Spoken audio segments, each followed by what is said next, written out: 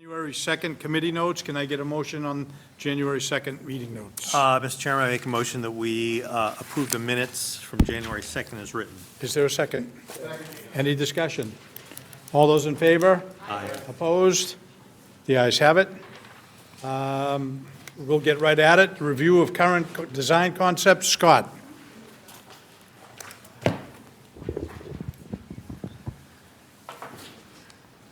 Sorry, we're almost there. Just coming up on the screen now. We were, I think as most of you know, we were upstairs. The Sustainability Subcommittee had a meeting that we just wrapped up.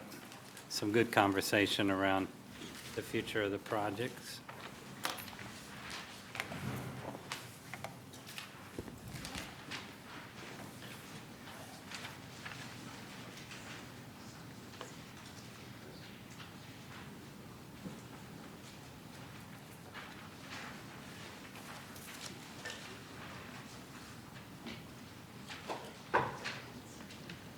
Scott, you're a popular guy. Everybody's on that side of the room tonight.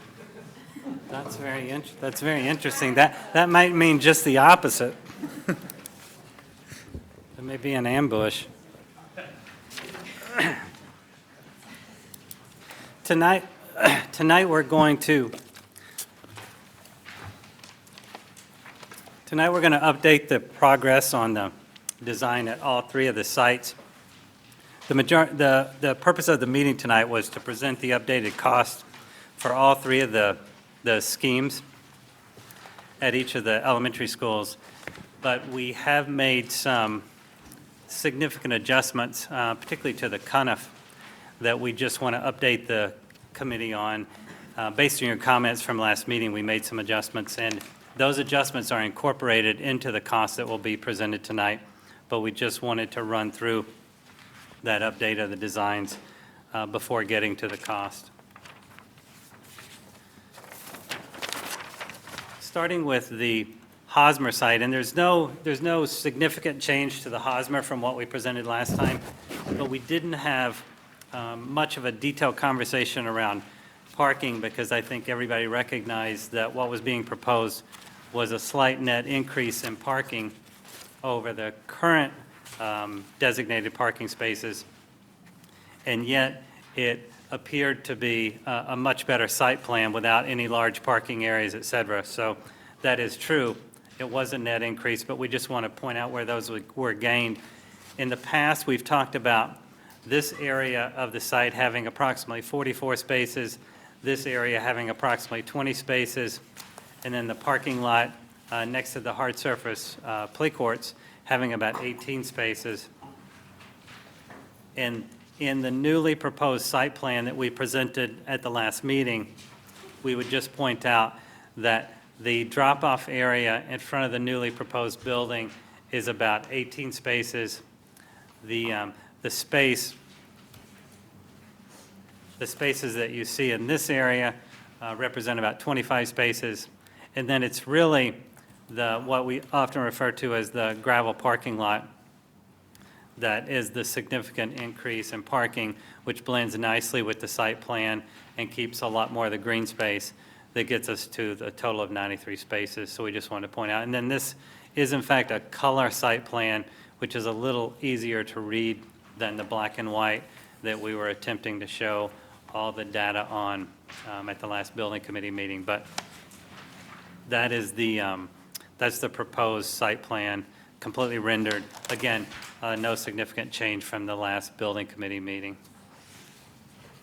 We do want to point out that the costs that are developed for the three projects are based on a construction schedule, and that construction schedule does include the Hosmer beginning in November of 2019 with a demolition phase. This is the same phasing plan that we've looked at before, but we're just pointing it out tonight because we are going to tie that to an overall timeline. And certainly the costs are based on time, and if that timeline were to be adjusted, there would be some adjustment in those as well.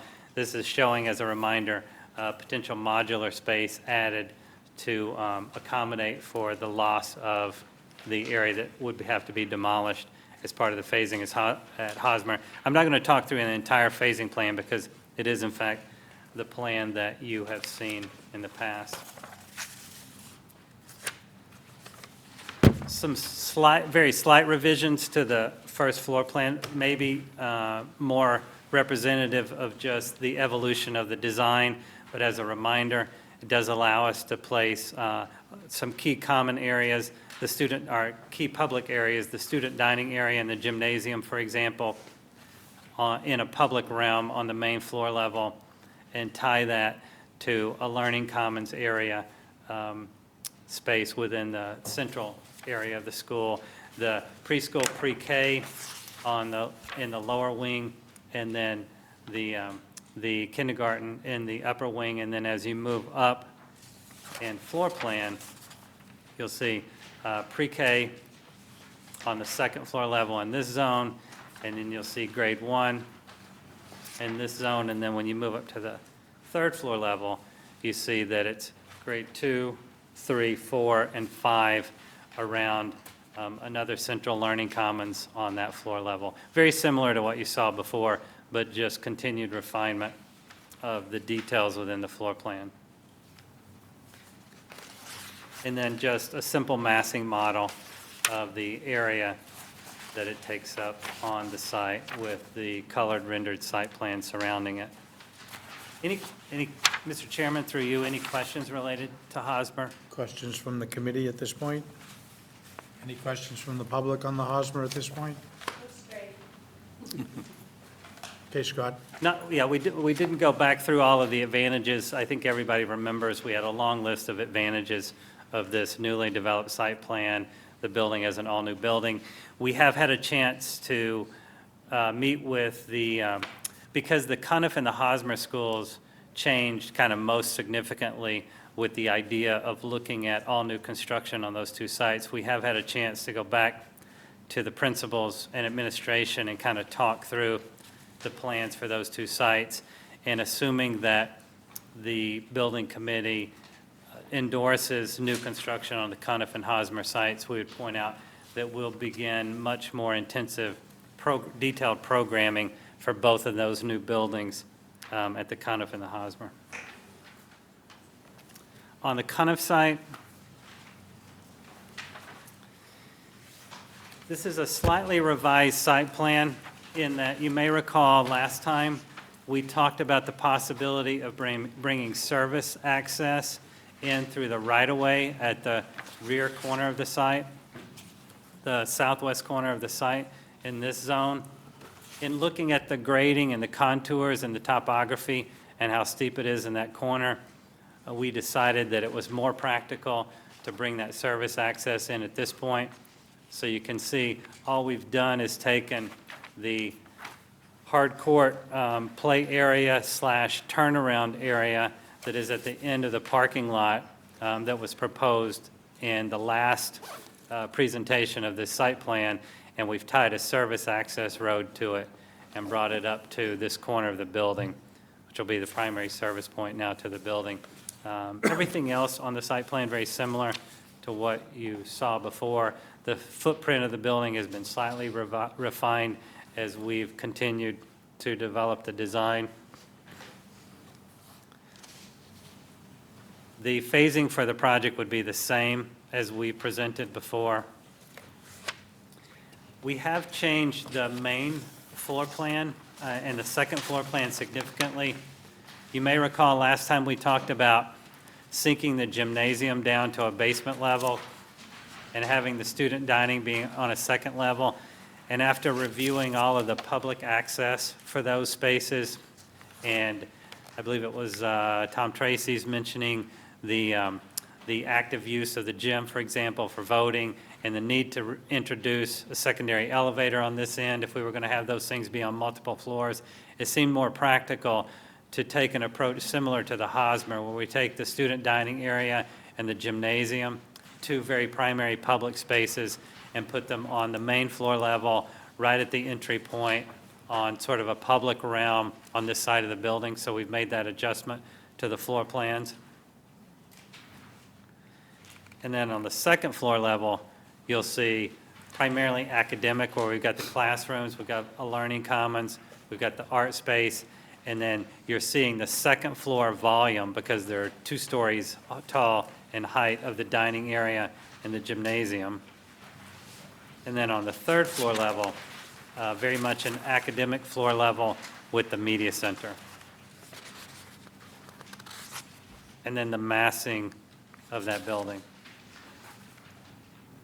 And again, that's sort of just a general massing now to just give you a sense of the size and feel. We're still working on the refinement of the exterior design for the building. I know that was quick. Any questions on the kind of primary adjustment there? Because for those who may be viewing it for the first time in the public, just know that the building committee has seen all this information before. We're just going through it to point out some of the minor adjustments we've made to the information, so we're moving rather quickly through it. But any questions?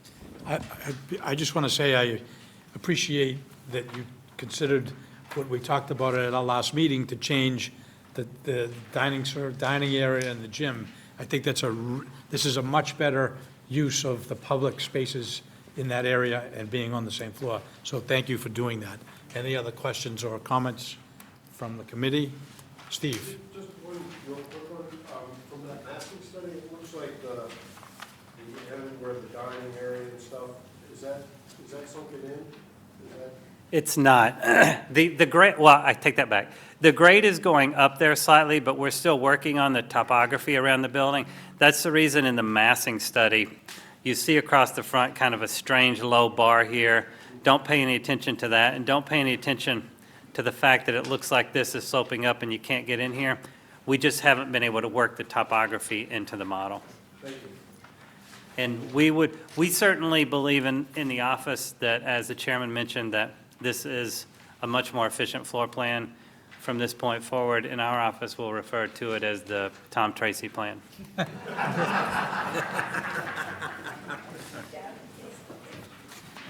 Any other questions Just- from the committee? Any questions from the general public on the CUNF? Okay. Yes, please, you got it? All I want to say is I think it's great that, because I've missed some of these in between, that you moved it over to this side. The neighbors are certain that it's something that they do, we're not going to hear it. It was the I would just add, it was the neighborhood that had, all of them did, but at Cuniff, it was the neighborhood who had really thoughtful responses and inputs on the site location, the preservation of the green space.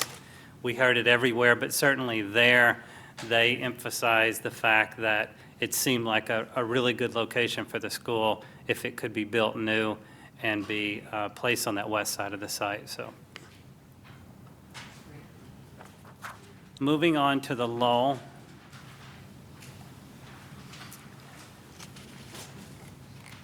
This is a slightly revised site plan and in color, but it nicely represents, by color contrast, the current proposed additions with the revised Lowell scheme. As a reminder, we no longer have the west addition on the Lowell scheme, and we talked about this a little bit before, but certainly it reduces the overall pressure on the site and reserves even more green space.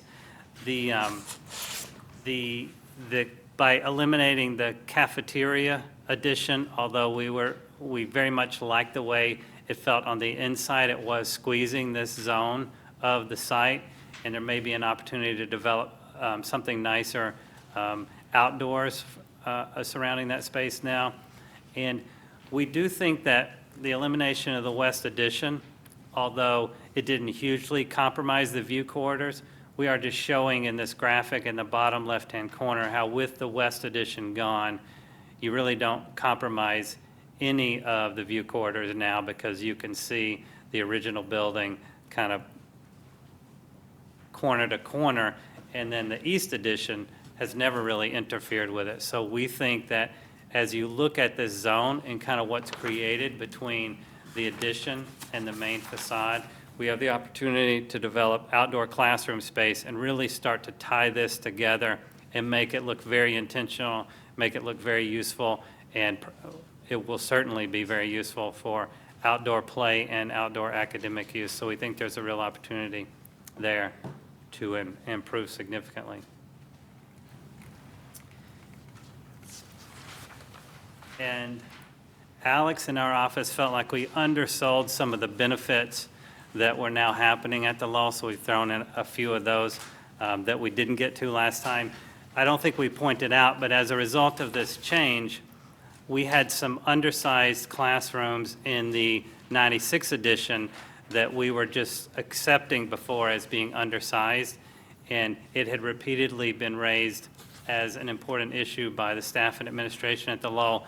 Well, as a result of eliminating the west addition and revising the addition on the east, we are now converting the all of the existing classrooms to in that area to the appropriate size. So you can see the before and after sketches of that particular area, and you can see where we've been able to take what was 6 classrooms, convert it to 4 classrooms, but also incorporate the appropriate support spaces and some small group spaces and some other important educational spaces that were part of the original visioning session for the building that you'll see in there now.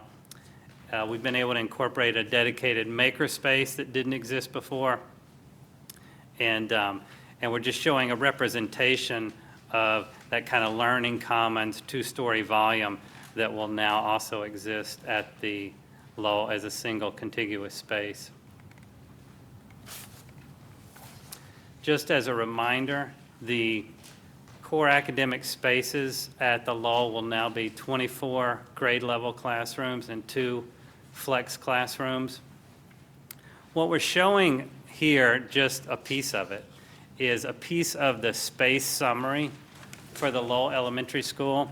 And one of the documents that we handed out to the building committee tonight includes a space summary for all 3 of the elementary schools. And we have looked at and talked about this document a lot.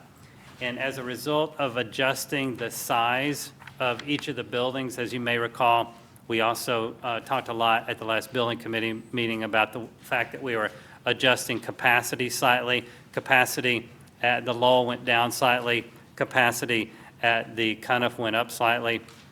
And then at the Hosmer up slightly. We wanted to make sure that we provided a detailed space summary for all 3 of the elementary schools at this benchmark, because clearly we've got new updated costs for the projects. We've got new floor plans. We just wanted to also document every single space in the building and exactly how they stand right now. They're not inconsistent with anything we've discussed. We just haven't distributed the detailed space summary recently, so we've provided that for record as part of the presentation tonight as well. There are a lot of additional small areas that we were able to expand, even though we're not, for example, even though we're not doing the dining expansion to the cafeteria that we previously were. Keep in mind that we are still increasing the size of the dining area as a result of demolishing some interior spaces. And the combination of that with the lower population actually makes it a much more generous space for student dining. So a lot of small adjustments that resulted and made the program better as a result of eliminating that west addition. We wanted to mention our ongoing efforts to find additional parking spaces on the Lowell site, wherever they might be available. We did consider the possibility of, we're right at the rear, sort of this is the fitness center addition to the gymnasium. This is the existing gymnasium. This is Lowell Ave, so we're right at the rear of the school on that back corner. We explored some parking spaces in this area, but it was going to eliminate some significant mature trees, kind of compromise the nice landscape barrier that now exists between the school and the neighborhood. So we determined ultimately that this was not a good area to try to get the additional 6 spaces. It just wasn't worth all of the compromises, but we're still exploring, just so you know, we're still exploring any area that we possibly can for introducing parking. And then we have refined that area where we proposed adding additional spaces. Again, we're at the rear of the building, and you can see the photograph underneath, the aerial imagery underneath. This is where the parking lot ends now and just goes back to the street and the curb. And so these are the additional spaces that we are proposing, and we're conscious of the fact that we need to retain the existing boulder that includes the naming of the park.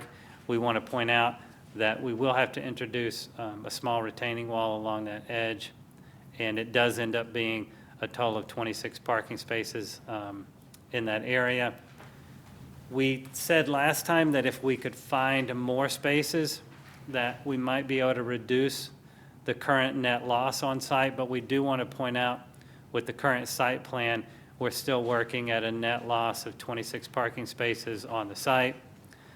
We won't go into the conversations about the neighborhood, suggesting those could potentially be picked up with parking that's available on the streets, et cetera. But we just want to note for the record that we're working at a net loss of 26 parking spaces, line spaces as of today versus the proposed future layout. So at some point in time, we'll, from this point forward, actually, we'll be continuing to look at options, possibilities, and discussing whether we need to continue to consider other options for parking on the Lowell site.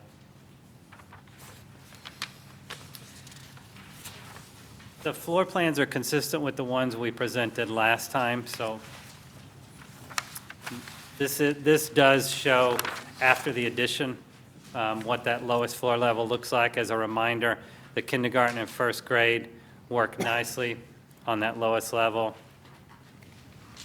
And then the learning commons that we've talked about now being one contiguous, larger, more usable space and more flexible space, specifically for a variety of different school uses, is located in this corner, looking out over the green, and is tied to the main floor level and then the upper floor level. So you can see the upper floor level of it in this location. You can see the additional classroom in this location.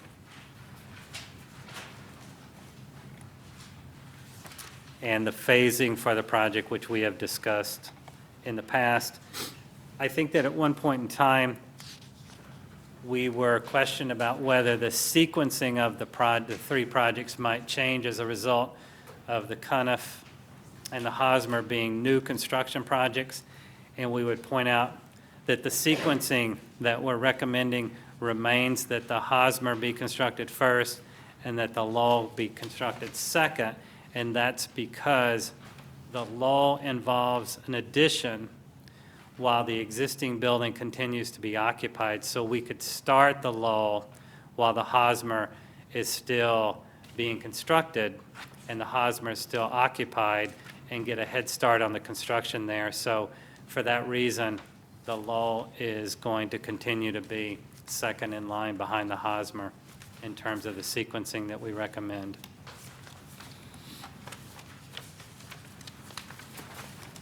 And then we have updated design estimates for all three of the projects. I'm going to let Shane chat about these. Just as a reminder, as we have with all of the rounds of estimates, our cost estimator, which is independent of our office but works for us on all of our school projects and specializes in school construction estimates, did a round of estimating completely separate from Daedalus. Daedalus has their own cost estimating entity within their office that also specializes in cost estimating with a long history in school construction. And those two entities work independently and then provide each other their estimates, and then there's a reconciliation phase where they compare every line item and come to an agreement in general, not exactly, but in general, on what the value of the projects are. And Shane's going to present that information. Thank you, Scott. So as Scott said, after our meeting on January 2nd, Scott and his team issued a packet to be priced by the two groups of estimators. We did that, and last week we had a good reconciliation meeting where we got together, we looked at the two estimates, made sure everybody carried the same allowances, made the same assumptions, and that we were in general agreement with what the costs of these buildings should be. This first slide shows you the costs, the construction costs that AI3's estimator PMC prepared. I've tried to break it down into categories that we can easily describe. So the first one is the new construction, building additions, renovations for the Hosmer. You can see that's just under 42 million. The building demolition would be to demolish the existing Hosmer building, is just under $1 million.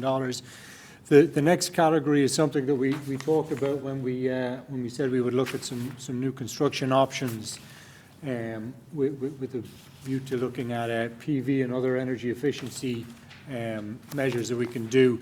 These are estimates that we've put in there. We've broken it out just to show you where we are, but we've worked with Scott and his team and looked at some other projects, and we think that these are estimates that we can work within to incorporate some of these energy-saving measures and perhaps PV on the building. So we've included 2.9 million allowance for the Hosmer building. Hazmat removal, abatement, we have an allowance in there of about $500,000. We are going to go back into the schools now that we're doing a full demolition. We'll do some more investigation, but we think this is a reasonable allowance to carry at this time. We've broken out the site work costs, the paving, the fields, the walkways, the playgrounds. That's in at 4.1 million. Design and pricing contingency, because we're at a conceptual level almost, maybe a little less than schematic, we carry what's called a design contingency. As we move forward into more schematic, into design development, construction documents, and we do other estimates, that value will decrease until we get to full design, where design contingency will be at 0%. Pricing contingency then is included to allow for market increases in prices, in labor rates, and other things that are outside our control. We put a contingency in there to allow for that. And then finally, we've got general conditions and requirements. That's the cost to bring a construction manager on board, his management fee, his overhead and profit, and his site setup fee. So that's just about 8.3 million for the Hosmer. So we're just under $65 million for the Hosmer school. The Conniff construction cost is 24 million. The building demolition about 424,000. The PV and energy efficiency measures, again, we can do that because it's new construction. We put an allowance in there of 1.5 million. The hazardous material, we're just under 300,000 for that. Site work, 2.6. Design price contingency for future increases, 5.6. General conditions, general requirements of 5 for a total of just under 40 million for the Conniff. And then the Lowell, we're 23 million for construction. There is no building demolition. There will be some selective demolition in the Lowell school. We've included that in the construction price. We haven't included any allowance in the Lowell school for PV or energy-saving measures. It's something we may look at when we move forward, but at this point, it would be very difficult to do a lot of those because it's an existing building. We're confined and we're constrained by that, so we haven't included anything for Lowell at this point. We've included an allowance for hazmat abatement, $2 million for some of the site work on the Lowell site, design pricing contingency of just over 4 million, and our general conditions of 2.3 million, just under, for an overall cost of 31.8 million for the construction costs at Lowell. So this is just an illustration. As Scott said, we did do a reconciliation between our firm and Scott's AI3's estimating firm. This is what we came up with. Usually at this level, anything around 5% difference is acceptable at conceptual or schematic design. So you can see the Hosmer School, we were just 1.74% difference in that one. The Conniff, we were 1.46%. And at the Lowell, we were a little bit higher. Our estimators are actually going to go back and take another look at that. Their price didn't come down a lot after we reduced that west additions. So they're going to take another look at that, but we're still 4.7% difference. So overall, we're less than 1% difference in all three, which is certainly acceptable at this level of design in this stage of the process. And again, this is similar to what we presented to before. This is a total project cost, where we bring all the costs that are attributable to the project and look at that. We have administration costs, the legal, the printing, the advertising, and other miscellaneous costs, pretty much stayed the same at $945,000 of what we had previously done. The owner's project manager's fees, that's our fee to bring it through design, to have full-time site supervision during the construction for the entirety of the project, will be $4.225 million. The architect and design fees are just over $12 million. The pre-construction and construction costs, that includes, we're assuming a construction manager risk. We did talk about that. We didn't formally approve that method, but it is one we recommend, and we're including that here. So we've included costs to bring a construction manager on early in the process during design to help us bring us through that. We've included the construction costs, the demo abatement, and as I said, the PV and energy improvement costs. Total project cost just over $137 million. Miscellaneous project costs, utility costs to bring services to the building, any permitting that the town might ask us to go through, that's the cost for any third-party reviews the town might request. Moving costs, we've included moving kids out of Lowell and Coniff over to the Hosmer for a short time and then moving them back. And then testing and inspections includes code-required testing and inspections, and we also have an allowance in there for a third-party commissioning agent to come in and commission the building. So we've got an allowance for that. We then have furniture, fixtures, and equipment is $4.15 million. We spoke about that before. That's based on the student enrollment. That hasn't changed to what we reported before. And then we have our contingency. This is separate to the contingencies even that I spoke about in the construction cost. We carry an owner's contingency for any of the soft costs. We carry a construction contingency, which will cover any unforeseens and change orders during construction to cover those. The construction contingency, we reduced that a little bit based on new construction. There's less risk, so we were able to reduce that a little bit. We are carrying a little higher contingency at the Lowell because it's an existing building, it's a renovation, and we carry a little bit more risk there. So overall, the total project cost has gone up to $169,874,450, which is about 15 more than we had reported in November to the committee, based on 3 ad reno schools. Questions from the committee? Wow, first time ever.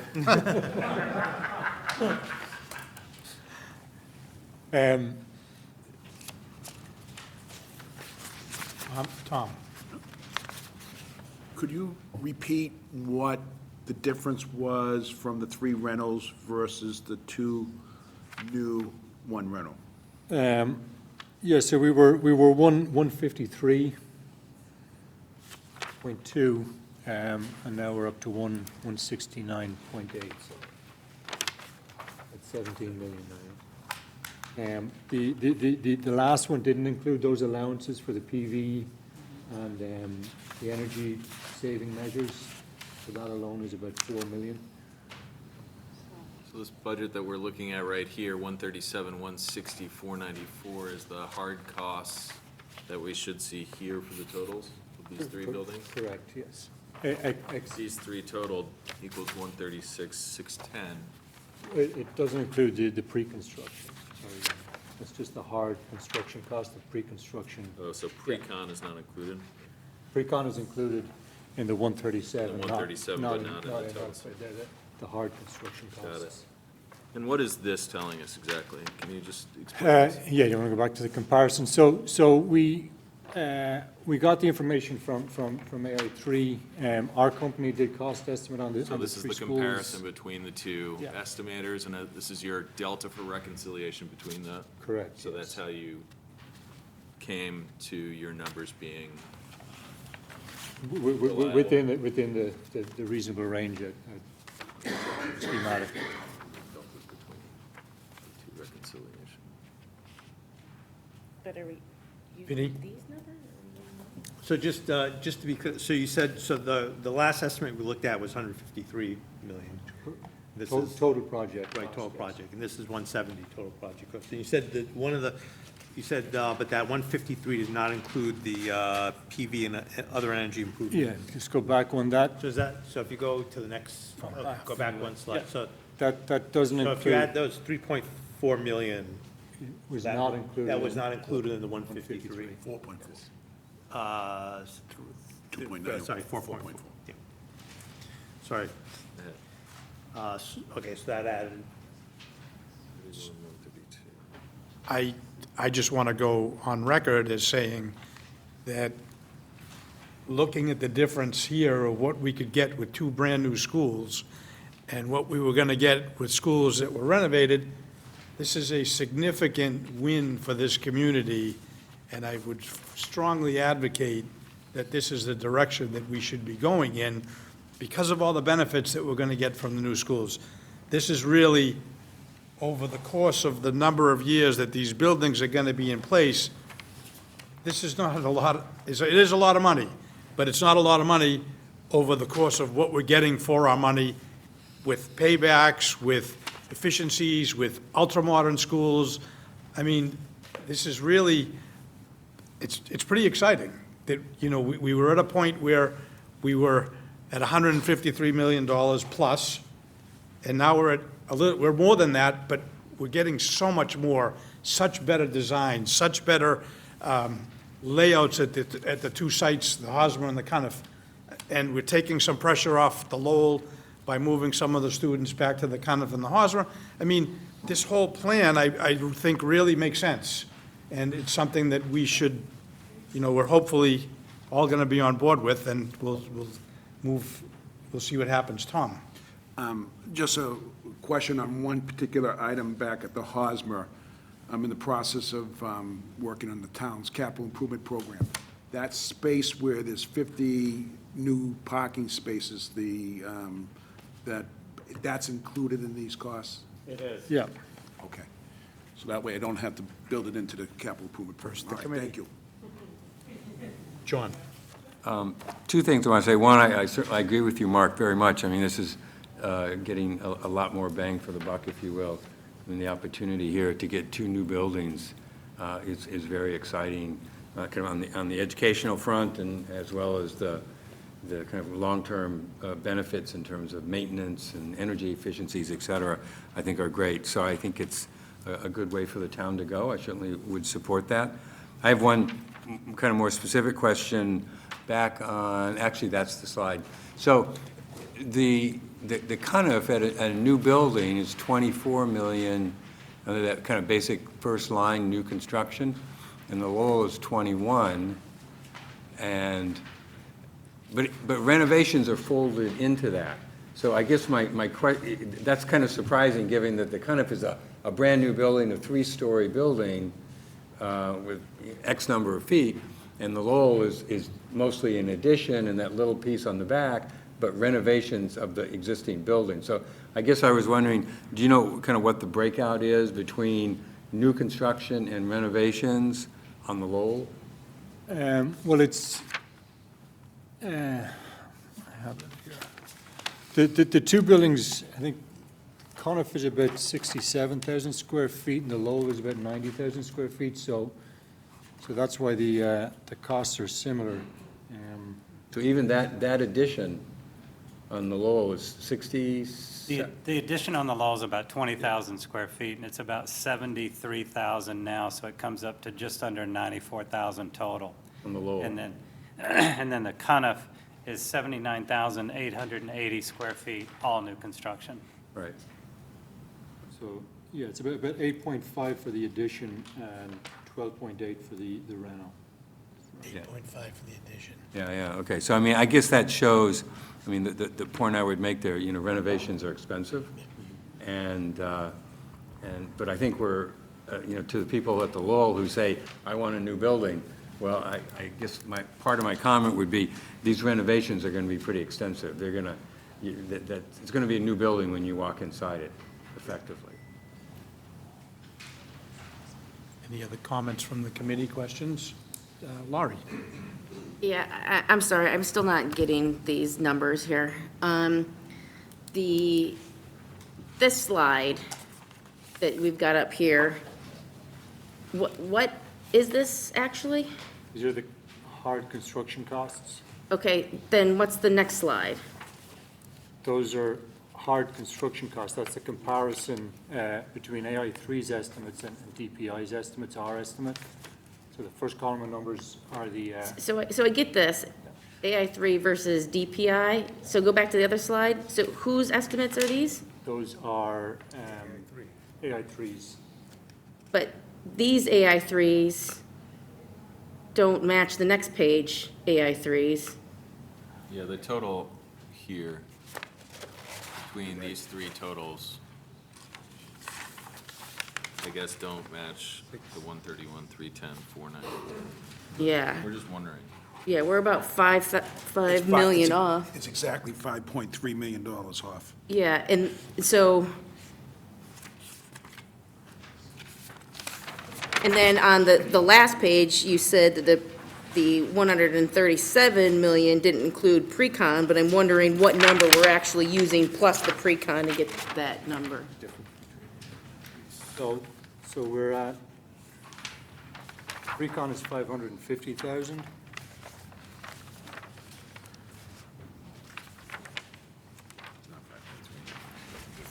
So the 131,310 does not include, the hazmat removal or the PV and other energy improvements. Sorry, I should have pointed that out. So the 131,310,494 is the construction cost based on the estimates. Added to that, we've put in an allowance for hazmat because we haven't done a full hazmat survey. That's 900,000 for the hazmat, and we have the 4.4 million for the PV and other energy improvements.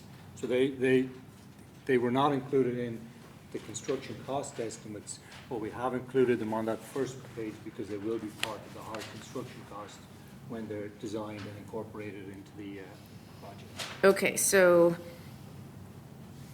the second page here does not include the hazmat. So is that included then on the third page with the total proposal? It is, yes. So, okay, I think in the future, though, we should be comparing apples and apples. I mean, if you're comparing AI3 and DPI right now, and it doesn't have the full scope, and we're looking at the total construction cost, that doesn't have it, then I think there at least should be a footnote that says it's not including some stuff, because that's not the total then. Sure, yeah, that's an oversight on our part. So the packet that went to the estimators didn't include those allowances that we came up with after the estimates for the hazmat, and the allowances that we came up with after the estimates were done for the PV and other energy saving measures. Okay, thanks. Any other comments from the committee? Any? Thank you. So going back, so we're talking total package, about 170, a little bit less than $170 million, compared to what we looked at back in August, which was 153 million. So our plan to go to the two new buildings basically added another $12.6 million to the cost, which is about 8% more. And then the energy measures added another 4.4 million, which is another 3% of the cost. And then we also threw in the extra parking spaces for being done at the Boylston Street lot. So it's, I think you look at, if you sort of break it down, you look at the $17 million change. It actually, getting two new buildings instead of two renovated buildings for an extra 8% seems to be good value to the town. And then adding another 3% of the cost to go to the net zero emerging measures seems like a prudent investment for the town. So it's interesting over the last 10 months how this project has evolved, and the dozens of options that we looked at, and sort of the coming together to this. I'm actually very excited about the 3 school buildings, the way they actually came out.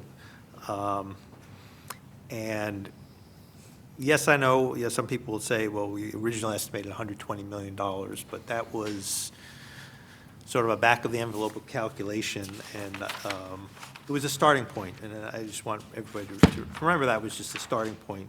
I think the 153 was really the next stake in the ground that we put in based on sort of the design concepts that we wanted. And going that extra $17 million, I think, puts this community in a great position moving forward. So I'm actually very excited about both the project plan of the buildings, and the cost seems to be sort of in the ballpark of what we're expecting to do. Any other comments on Dee Dee? Sorry. Keep saying council. So I don't have a question, I just have a comment. I was able to spend some time with Scott and the 2 principals from the Hosmer and the Cuniff last week, looking at the plans again. And I think for me, these 2 new buildings allowed me to really visualize what learning was going to look like within the buildings. We're at a point where I can see students taking instrumental music lessons on a stage in the kind of cafeteria, and just feeling the light coming in and realizing the joy that students are going to have within these new buildings, or seeing the space for small group instruction, or being able to pull students out to work individually. It's starting to be very real. And the reality, what we're seeing now, is absolutely what we want to prepare our students for their future. So I'm just very pleased. I'm thankful that we've gone in this direction, and it is for 50-plus years to come the best thing that I think we can do for our students. So very appreciative from the school department side. Any other comments from the committee? General public? Please, you got to come up to the podium and identify yourself, please.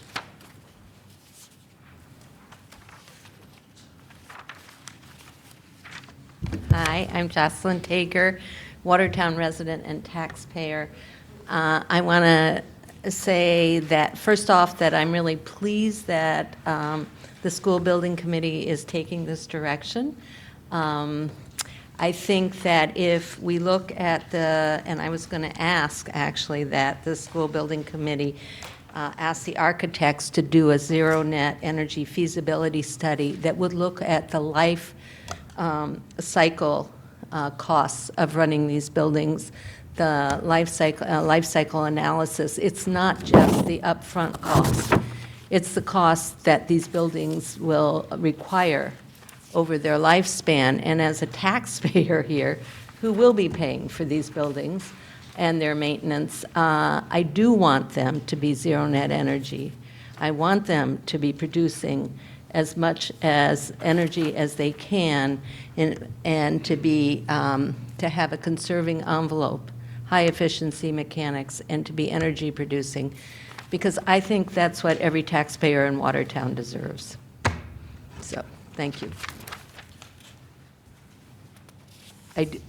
I hope that we do get an analysis of the cost over the life cycle, not just the upfront cost. Thanks. Good evening, everyone. Anne Marie Clinton with the Street Owner. I want to echo Mark's comments and everyone else's. I stepped out for a moment. I'm sorry I didn't hear them all. I think that the plans with all of the construction that's gone on across Watertown and will continue to go on across Watertown allows especially the Hosmer site a really nice place, and the schools are one, but the community. It gives us back green space. You've taken into account, the consolidated parking so that the neighbors around the neighborhood that use all of those spaces, in addition, especially after the week that we've had, that it's important that the setup is built out for them. I just want to congratulate everybody that's here. It's been a lot of hard work, and we appreciate everything that you've heard from us. And as a taxpayer and someone who plans to be here for a while, I think this is a great plan. So thank you, Scott, and everyone else on the board. Thanks. Anyone else wish to make any comments or questions? Yes, Irene?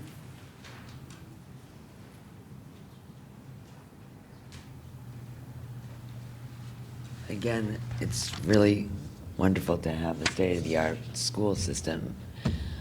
My question is, you know, you have a lot of really attractive patios and playground space. Is that included in the construction?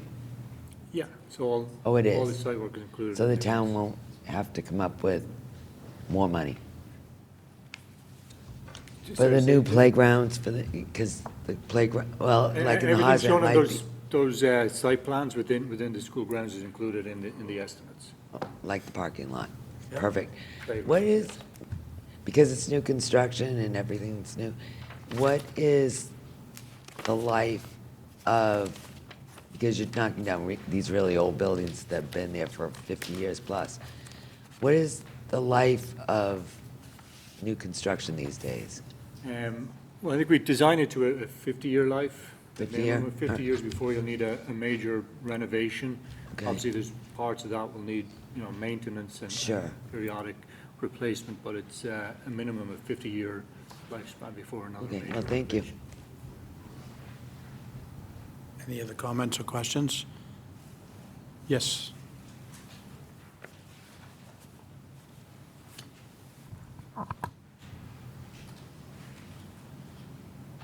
Hi, Carolyn Day. I'm a resident and taxpayer. I just had a question because so late in the game, we decided to try the two new schools, which I'm all for.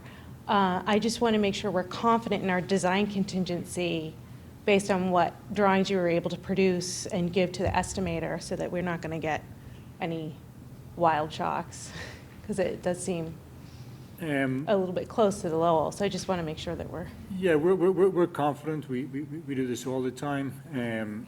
So we've included that allowance for design contingency. We've also included the escalation based on the schedule we're looking at. So the escalation is escalated out to when we start construction Okay. rather than a single point. So we're confident we've covered that. So is that all to the midpoint of construction for each school?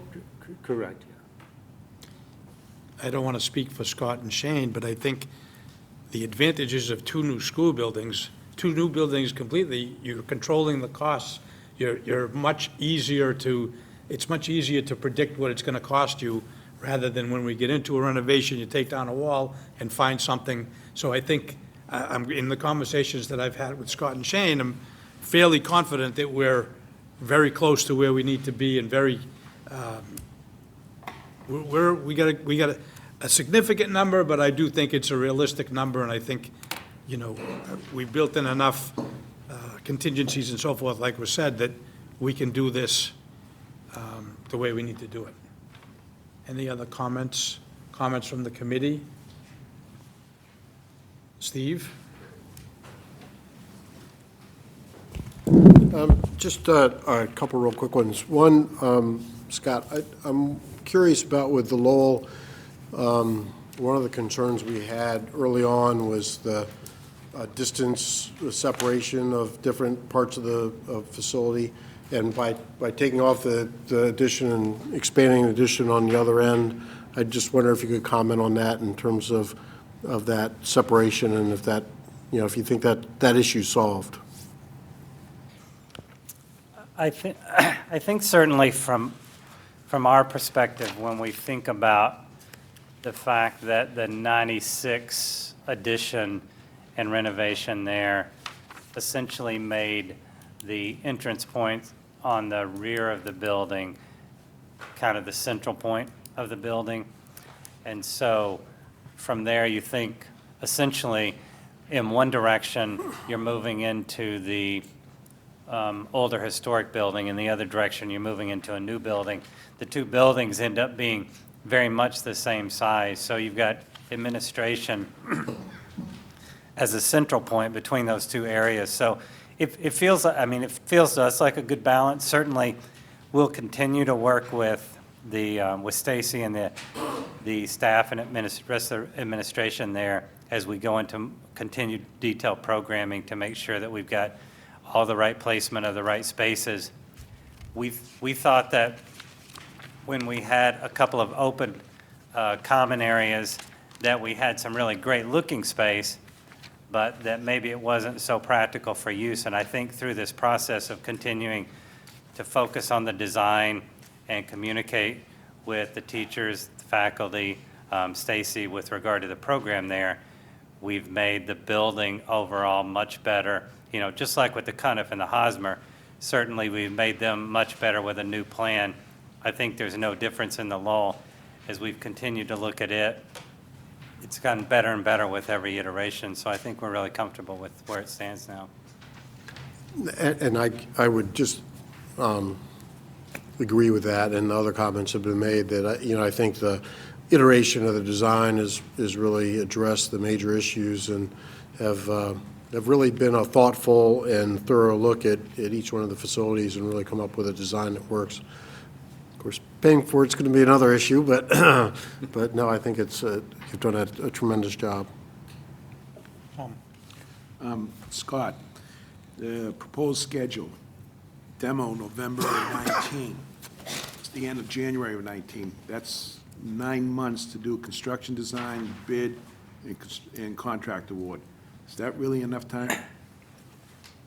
It is assuming that the building committee does in fact end up selecting a construction manager at risk approach to building the facilities, because what we would propose, and we show it in another schedule here, actually what we would propose is that over the next few months, here we're showing February, March, April, that construction manager be brought on board to become part of the project team, so that we could do something like release an early package at the Hosmer.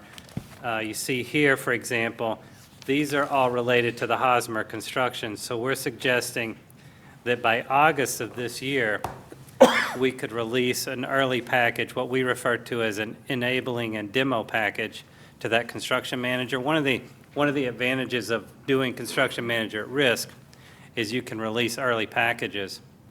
And so in order to maintain this schedule, we would put everything required to do the demolition, abatement, associated site work at the Hosmer in a small package and have the contractor price that separately so that he could get underway with that in November. And then there are other pieces of the Hosmer that, in order to keep it on the proposed schedule, for example, we're showing that there would be a foundation and steel package on the Hosmer completed sometime around October, so that that foundation and steel could begin in March of 2020, for example. So we're starting to think about, specifically with the Hosmer, because it is kind of the linchpin in making everything go forward, how those packages might sequence to get construction underway on that schedule. I want to touch on the thing about the schedule, and I think everybody on this committee and the public that's been following us from the beginning, I've stated that I don't have a schedule. We're going to do this right, and one of the outcomes of doing without a schedule was what's happening here, is the outcomes that came where we are. So I don't want to get stuck on November of 19 at this point, because I want to make sure we do this right, or as close to that as possible. So anybody that heard that, I hope they don't think that in November of this year, we're putting a shovel in the ground. I'm not prepared to have the committee say that we're going to do that right now, so I think that's still going to be a little bit flexible. I just want to state that for the committee and for the general public, because we've spent a long time getting to this point. These projects only get done once, and we want to make sure they're done properly, and we're not going to rush anything as we move forward. Are there any other comments from the committee? Yes, Lindsay. I just have a question about process. So hypothetical situation, let's say, all of us here are like, yeah, let's go. What steps need to be taken to get to that point where we say we put a shovel in the ground, by, like, what sequence of decisions is this committee responsible for to make sure that that stuff happens? So that's kind of what I'm not, like, totally sure about. So, like, do we need to say, yes, do this now, et cetera? Like, I just don't know much about the process, about what we are responsible for once we get to a point where we're like, yeah, let's go. Well, one of the things that, the next item on the agenda is schedule and next steps. I have something that we need to have for consideration for a motion for the committee to continue to move this forward, and that will kind of flush out how we move from here. Are there any other questions on this section? Yes. I just have Leo. a general comment, and now might not be the right time, but I just wanted to. Okay. Since we've gone down this path of exploring new construction costs, I have a general concern about the investment that we're making at the Lowell. And I want to be sure that the members of the school authorities that are here and others, really, this is the Lowell that you want long-term. Because I know that there were certain challenged aspects, and I'm looking specifically at the back side, the gymnasium side, the way the cafeteria is working, the way that the trash recycling seems tacked on. I think the loading is very challenged back there. And also this multi-purpose room, is that really what we were asking for? And the reason I say that is because I don't think anybody wants to demo the Lowell, but I'm asking this committee whether we want to explore demolishing more of this school, because the new construction cost per investment per student is so considerable in terms of the comparison between the extreme cost of renovation versus new construction. And then with all new construction, you can do energy saving measures and other things like that. So I'm just asking the committee in general, do we want to explore the possibility of going further with the Lowell with the long-term benefit of the school in general and the town in general? Or is this what we want and the costs, keeping them low and fixed where it's currently at? Well, I think first we got to ask Dee Dee and Stacy some of their thoughts. And,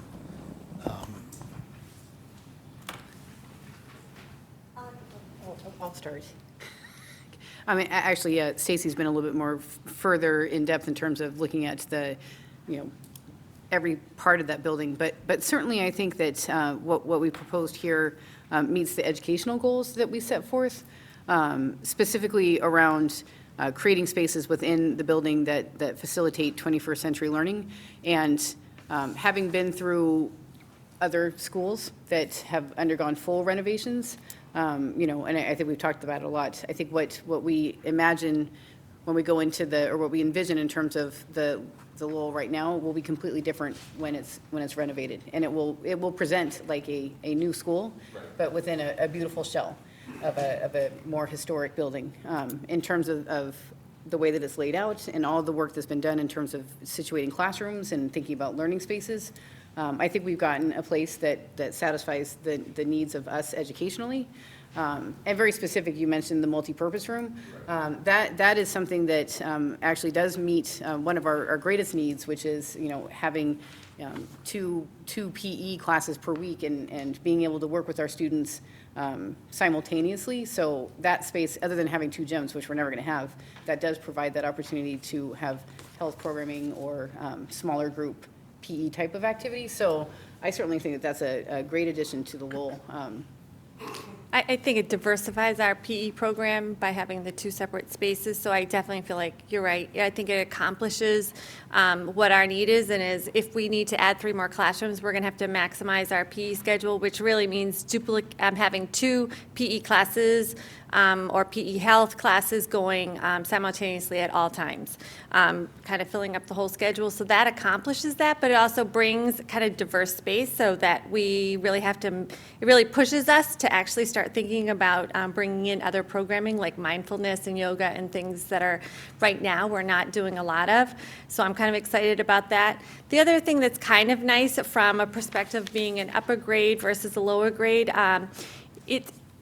having that we're going to have really a 4-5 wing and then a K1-2 like a 3, 4, 5 on one side and a K1, 2 on another side, is also really kind of keeping like two little groups that are much more similar than different. So like when we're going through a testing period, I can kind of know that that side of the building is going to be in kind of like in a very kind of quiet, calm time, and I don't have to worry about classes changing and interfering and having to keep the building a certain tone set there. And then on the other side, we'll be able to kind of keep the energy up and keep the movement going with the little guys. So I kind of like having almost like two connected by the one. I mean, I think we're going to have everything that the other two schools have because we're clustered by grade level, and that's what we want to achieve. And I also like that then my specialized program is centrally located, so that kind of like your heart of your body, I have all of my main people that really need to be most supportive of that community right on hand. So I think I actually really like it. Okay, great. I'm an advocate for renovation in general. I just wanted to make sure that you were getting the program adjacencies and the program sizes that you were looking for. I think definitely the change in enrollment, trying to look at. Because it is a reduction, right? Yeah, we're back to a four classroom per grade level, which I think honestly, before, it was getting a little stretched out, and it was hard to create those adjacencies. It's hard to create those learning spaces as well. Now it's back to a very well laid out building that does have the same advantages of the other two buildings. So Great, thank you. I also think that we have some challenges if we go to take this down with Historic Commission and with other aspects of, so, I mean, we heard from the staff and the professionals. I'm somewhat comfortable that we're going in a good direction here.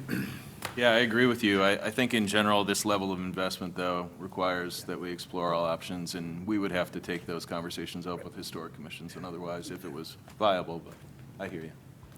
Are there any other questions or comments? Scott, do you have anything else on this? Shane? The only thing I had, and it's another item, it's not related to that, I'm sorry, Mr. Chairman, I don't know if you were talking about that specific discussion, but I just wanted to chat a little bit about this overall schedule and next steps when it's appropriate. And this, as the chairman pointed out, this is not intended to be a schedule that the town or the committee would be tied to, but we're showing some general next steps in kind of broad categories so that you understand. We've been in this relationship of conceptual design and schematic options for so long, it might be hard to imagine another world outside of that.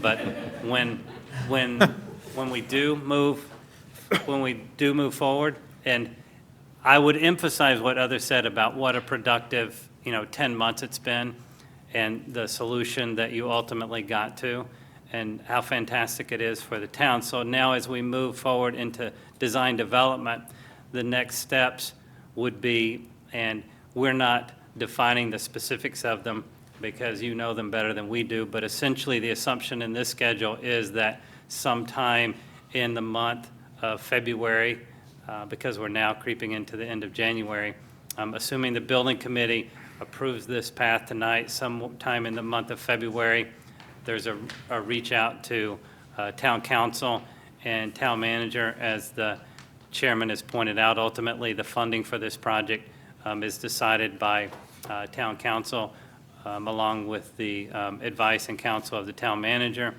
So that would presumably occur sometime in February. And then the way the architectural and engineering contracts are set up and the OPM services are set up, you would need to extend those services sometime subsequent to the approval of town council moving forward with the projects. Some of the first things that we would do is start that additional geotechnical work, start that additional hazmat investigation, and begin design development on all three of the projects, which is a more detailed development of all the design. We think that would require about 6 months, depending on where it starts and what time it starts. We're showing that it would start approximately the first part of March, but that it would take about 6 months. And we're also showing, I mentioned earlier, the construction manager at risk. We're also showing that that entity would come on board sometime during early design development. That process takes some time. There's a process for getting approval to do that, and then process for soliciting potential proposals, and you would have to follow those guidelines, and so it's probably at least a 3-month process. And then subsequent, just moving on forward, subsequent to design development, there would be a period where even more detailed construction documents would be developed. We're suggesting that would take another 6 months. As I pointed out earlier, if you did have a construction manager on board who's going to be responsible for actually building and constructing the 3 schools, you could start some early work if that ends up working into the schedule, but we're showing how that might possibly be happening. And then ultimately rolling into the early construction work on the Hosmer as the first project. So just to give you a sense of really broad kind of next steps as you think about moving forward, that outlines what those might be. Laurie? When do we start talking about a commissioning agent? They would also come on board during that design development phase, probably at the same time as, there are a lot of things we're not showing on this schedule because we just want to keep it very general, but commissioning agent, we would propose come on board as you move into design development so we could get them involved in looking at the design as soon as possible. I'm just worried if that's starting in March, then that is something that we need to start working on and getting proposals out in order to do, or is that something that we do, right? I mean, it's independent of both of you, correct? No, we'll do an RFP, we'll work with you on the scope of work, but we'll send out the RFP and we'll take the proposals and then work with you on how we choose one of those.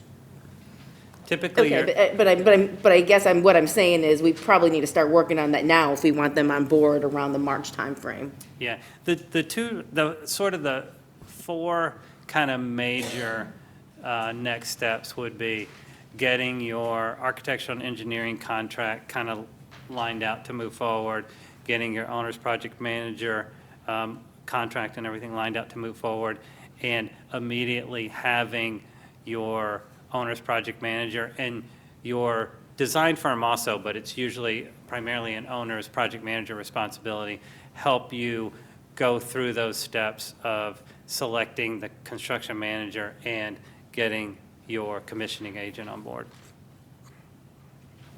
Any other questions on this part? Leo? I just don't know the answer to this question, so I'm going to ask it. Do we have an independent sustainability consultant for the project? We in the cost estimates, the total project budgets that you saw established, there is a sustainability consultant for both the Cuniff and the Hosmer, specifically because of the goals that we're proposing established for those 2 projects. Any other comments on timeline? Is that all you have, Scott? I'm sorry, yes. Okay. Schedule and next steps. Schedule, we're going to continue. We have February 6th and February 20th. Scott and I are trying to put agendas together. What are the things we should be talking about? For those that don't understand, we're going to be talking more about the construction manager at risk, and we'll find other things as we go along. So please pencil in those 2. If something happens and we don't need the second one, I'm not sure that that's going to happen because we have a lot going on. So we'll try to continue on this path as long as possible on the 2 Wednesdays per month.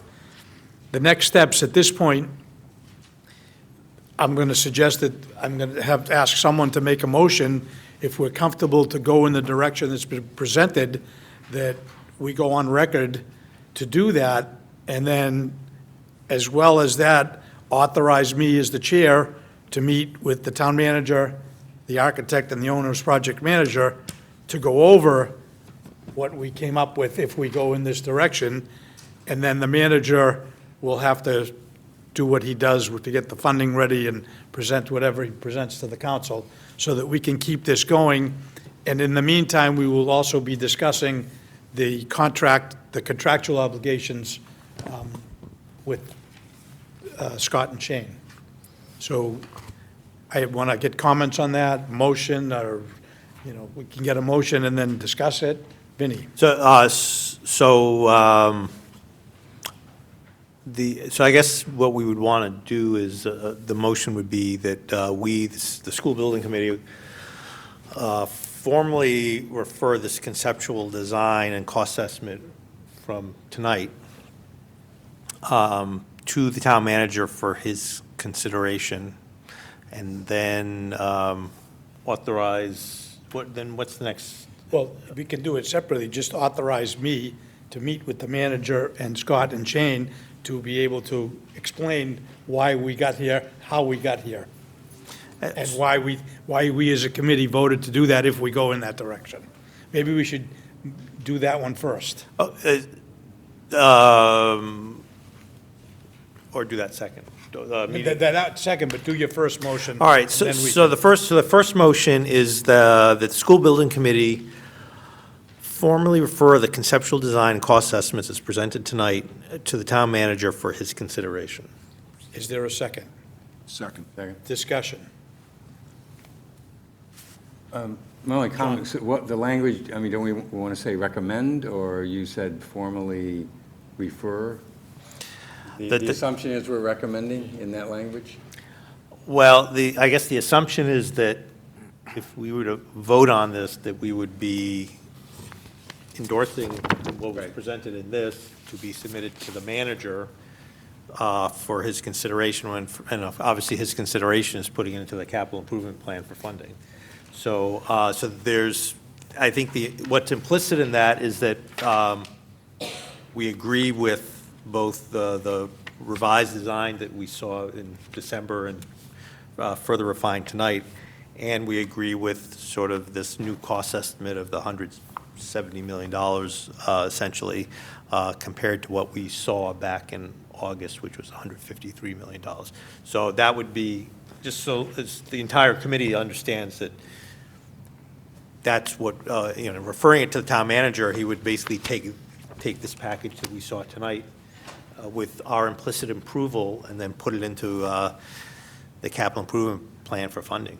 If I just may follow up, the manager is aware we were at 153. He was not aware where we are this evening, but he did agree with the fact that we should have looked at what Scott came up with the two new buildings. So we just, I think by us, this motion is saying that we're endorsing what Scott has come up with for us. Are we confident that escalation has been accounted for the entire construction period? Yeah. So my point is, we don't want to bring a number to the town manager and then have to revise that number upward. Scott and Shane have been, We're confident we have sufficient contingencies in there for escalation, design, and other things that might come up. Again, I'm sorry, I just, as a friendly amendment, I would take the language that you just said, which was to endorse and refer. Okay. I would just add the word endorse there, just to be clear. I think, if that's acceptable? yes. So then the motion, to restate the motion, would be that the school building committee formally endorses and refers the conceptual design and cost estimates as presented tonight to the town manager for his consideration. Mr. Chairman, I would just add that it's conceptual and schematic design because we have completed that entire process. So be that the school building committee formally endorses and refers the conceptual and schematic design and cost estimate as presented tonight to the town manager for his consideration. Is everybody comfortable with that language? Are there any other comments on that? All those in favor? Aye. Aye. Opposed? Okay, it's a unanimous vote. And the second part of that would be to authorize me to meet with the manager with Scott and Shane, or representatives from their firms, to go over this and so we can explain where we are and basically say that we really need this money.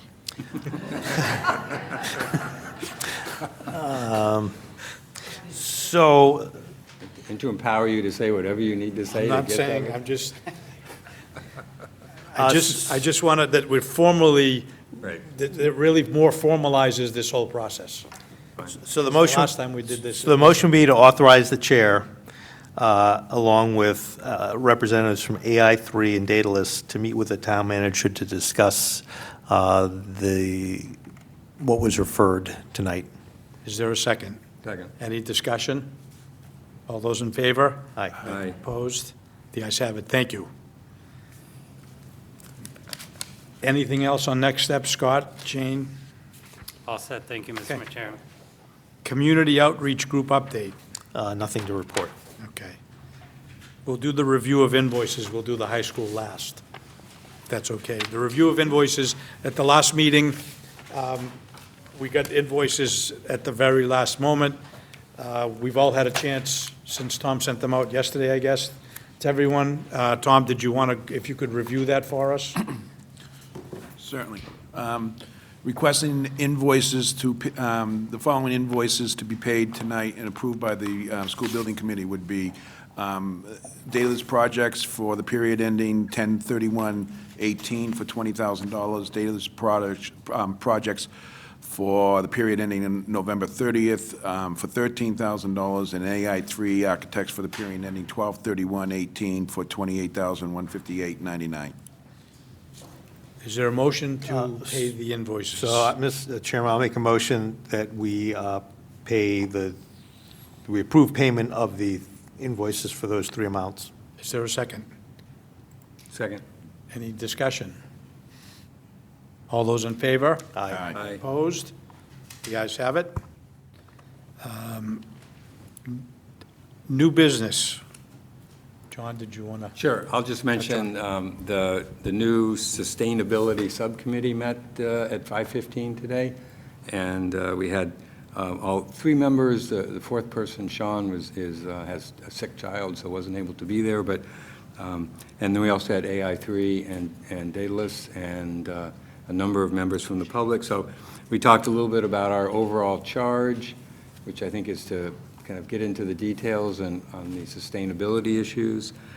Scott provided quite a bit of background information on kind of the process of going to net zero on the new buildings and what that would entail. That probably occupied the bulk of our discussion. And we had some discussion also about LEED certification and kind of what that might mean and how that is different than net zero, and we need to dig into that a little bit further. And I think we'll continue to meet. We'll talk about a schedule, but I think they'll try to do what we can to help support the building committee on the various sustainability issues. Thank you. I know I attended the last part of it, and there was quite a few people there, so Yeah. thank you for putting it together.